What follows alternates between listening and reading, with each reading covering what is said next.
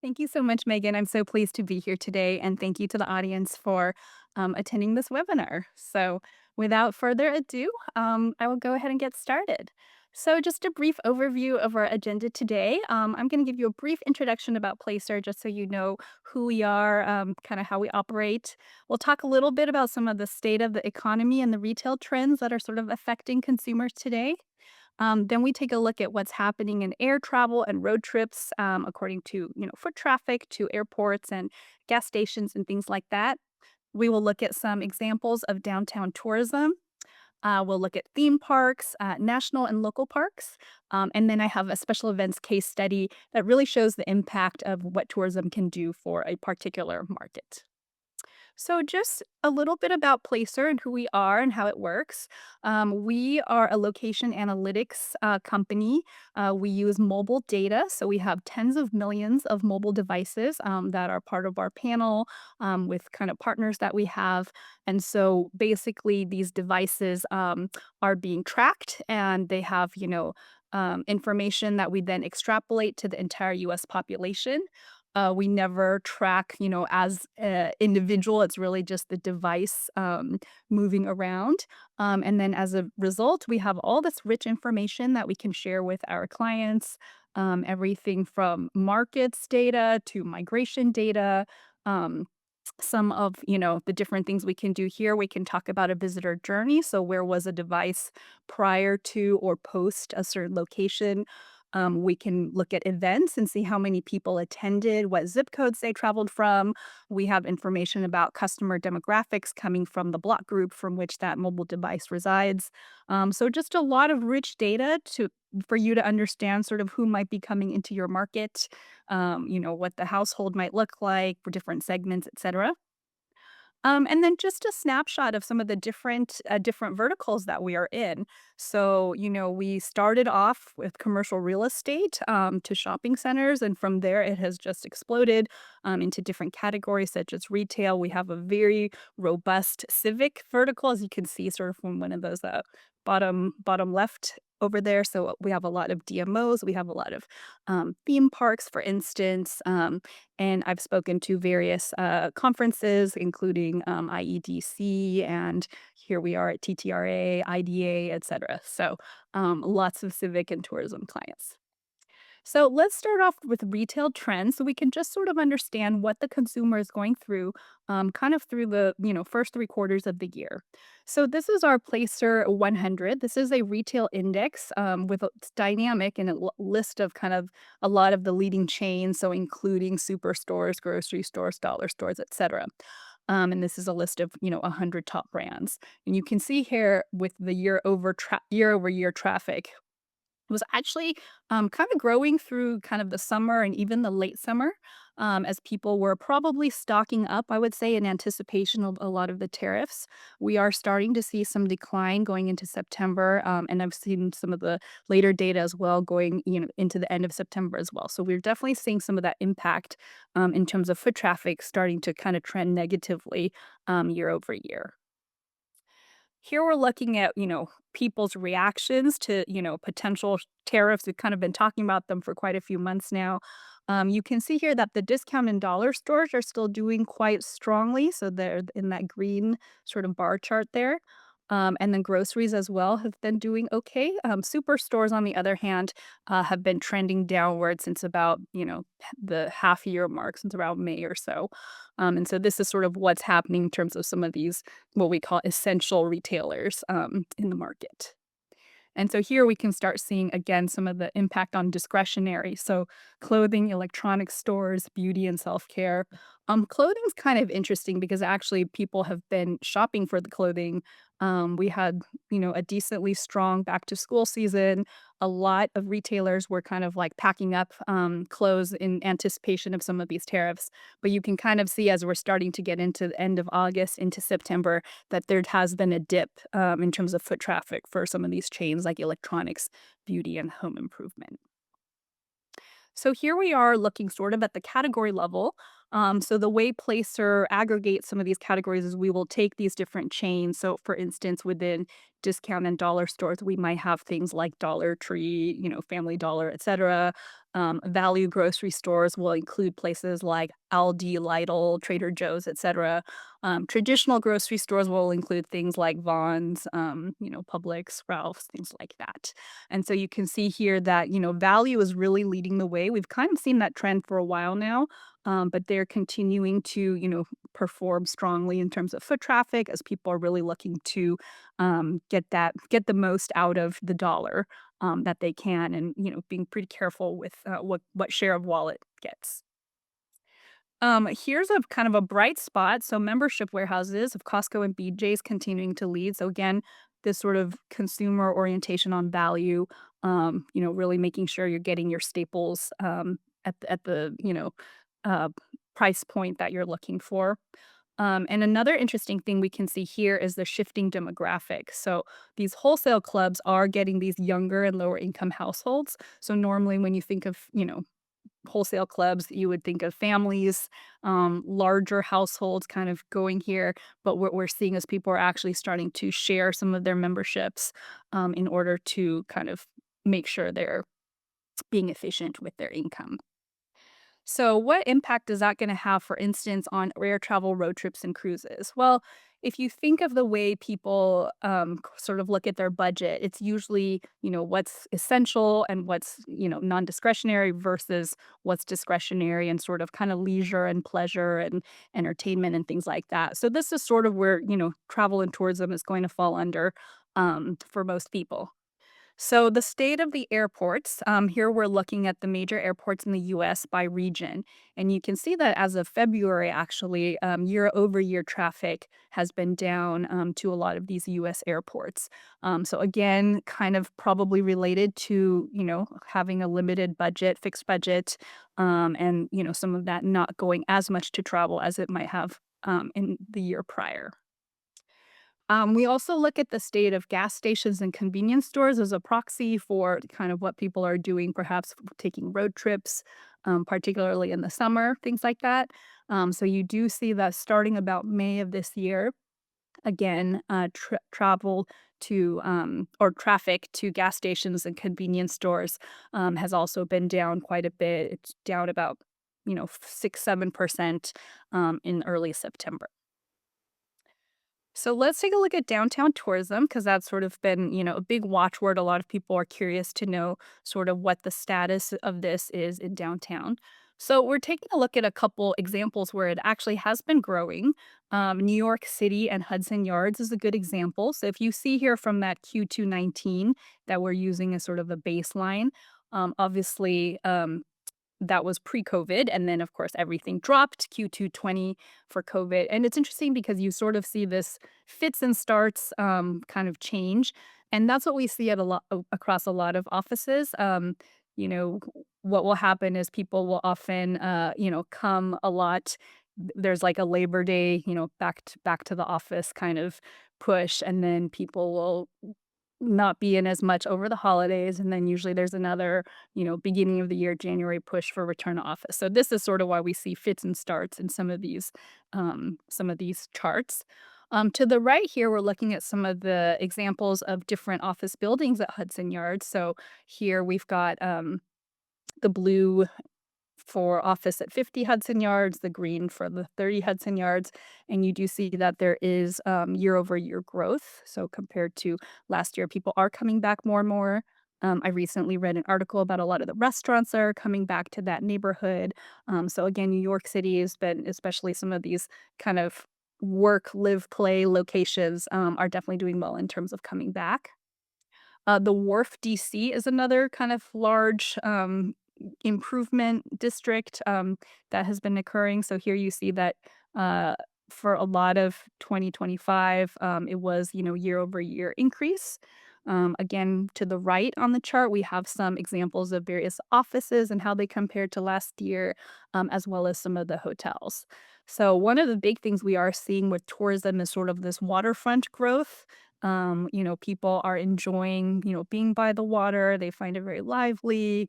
Um, And here again on Chicago, for instance, Fulton Market, we have again sort of visits to that area as well as to a hotel in that area called the Hoxton. So just another part of the US and another example that there is growth coming back to some of these downtowns. Some of the smaller downtowns are also seeing increased visitation. So Roseville, up in Northern California, had a lot of people kinda move there during COVID from, that San Francisco area. So here we're seeing this from a market level in terms of out-of-market visitors who's coming in. Sacramento, same thing. So definitely seeing a lot in that sort of 2-hour radius outside of San Francisco where, a lot of people moved during COVID, and then as a result, there's more stores there, people are coming in to visit, etcetera.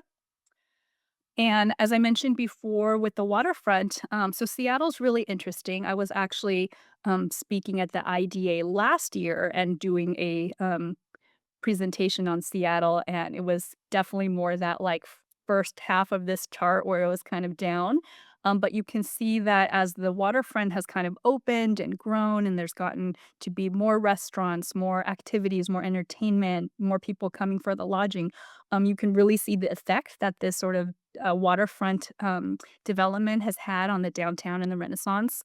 We also know in Seattle, there's been a lot of back to work from, Amazon, for instance, and some of the other tech companies. So, that is good news for some of these downtowns as people sort of return to that nexus of the city. People are kind of going back to the office, and as a result, more things are opening up, things are open for longer, etc. So let's take a look at theme parks next. We took a look at a couple theme parks, so including the Magic Kingdom in Buena Vista, Florida. We have two of the Universal properties, the Islands of Adventure and Universal Studios, and we also looked at Disneyland in Anaheim. So it's kind of a mixed bag here. It was kind of down September of October of last year. Fairly strong performance going into the holidays, as well as kind of into the early spring. And then it has been down, for most of these properties, this summer. So again, kind of what we saw as from the airport, chart, you can see that people were traveling a little bit less this summer compared to last year, and that will probably be reflected in some of this, theme park traffic. We took a look at Universal Epic Universe because that is that new one that has opened down in Florida. And you can see here that, nearly 50% are going to be kind of singles, either the young urban singles or the young professionals. It does have the sort of like the dark part to it that might be, not quite the same as taking your child to Minion Land or something like that. And so this is sort of the household breakdown of who we're seeing going to Epic Universe, between June and August 25. We also took a look to see, kind of when during the week people are visiting. And one of the things we're seeing here is that long weekend visits are on the rise. So we looked at the share of visits that are occurring between a Friday and Sunday. So maybe people taking off a Friday in order to just do like a 3-day, trip jaunt, something like that. And you can see that that has steadily been increasing. So it could be a combination of sort of the budget thing. Maybe you don't have budget for an entire week at one of these theme parks, but you can swing, a Friday, Saturday, Sunday. So that way you're still packing in a lot of fun without, having to necessarily take off maybe 9 days. If you were to go from like a beginning of one Saturday to the end of the next Sunday. Another thing we thought would be interesting to look at would be to see kind of what's happening with some of these lower cost theme parks. So they're not the juggernauts and the Disney's and Universals of the world, but we looked at Great Wolf Lodge, and you can see here, kind of starting the summer, that their year over year growth was quite high, especially July. Over 10% there. So again, we think that in conjunction with what we talked about earlier, with sort of people being more concerned with value, that this could be sort of a direction that people might be going to in the near future.